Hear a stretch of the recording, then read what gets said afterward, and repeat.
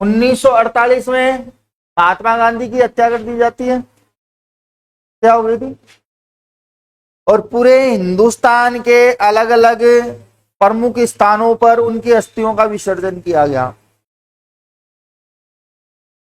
गांधी जी की जब हत्या कर दी गई थी नाथूराम गोडसे के द्वारा 1948 में, मतलब संविधान लागू होने से पहले ही, तो उनकी अस्थियों का विसर्जन हिंदुस्तान के अलग अलग स्थानों पे किया गया। है?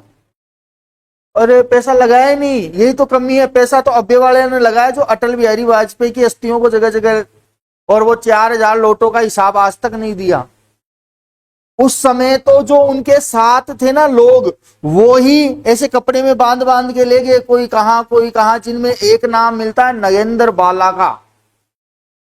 इसका नगेंद्र बाला का, जिन्होंने कोटा में अस्थियों का विसर्जन किया, और कुछ अस्थियां उनकी नक्की झील में विसर्जित की गई। राजस्थान में 2 ऐसे स्थान है, 2 या 3, जहां पे गांधी जी की अस्थियों का विसर्जन हुआ। एक नक्की झील का उल्लेख मिलता है, तो एक कोटा का उल्लेख मिलता है, एक पुष्कर झील का उल्लेख मिलता है।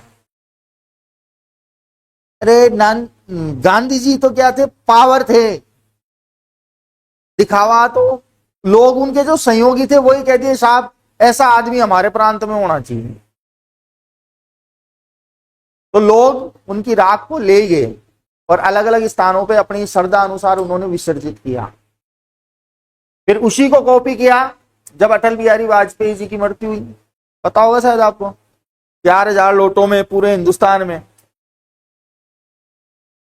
तो ये था असली खर्चा। उस समय था 1948 में, तो कहां अपने पास खाने के लिए लाले थे, विदेशों से मांग रहे थे, भैया चून दे दे, आटा दे दे, गेहूं दे दे, तेल दे दे, मांग रहे थे ना।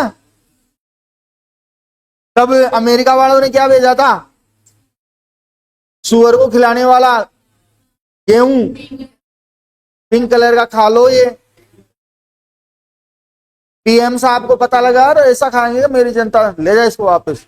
और पहली दूसरी पंचवर्षीय योजना चलाई कि नहीं चलाई, तो खर्चा कहां हुआ प्यारे।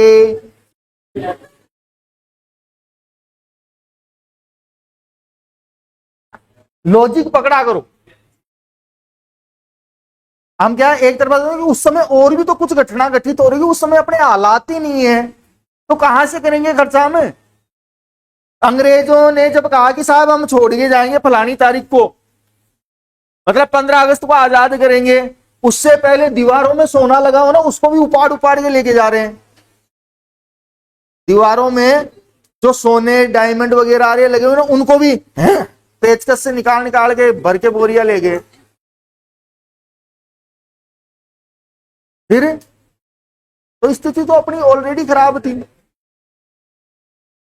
टैक्स के रूप में अनाज किसानों से बहुत अधिक मात्रा में टैक्स पे टैक्स, टैक्स पे टैक्स, उसका इंटरेस्ट ये लगा लगा के किसान वैसे मर रहा था।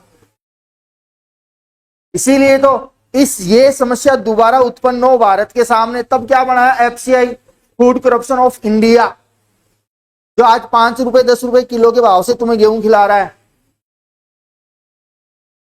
और नेताजी कहते हैं कि हम दे रहे हैं।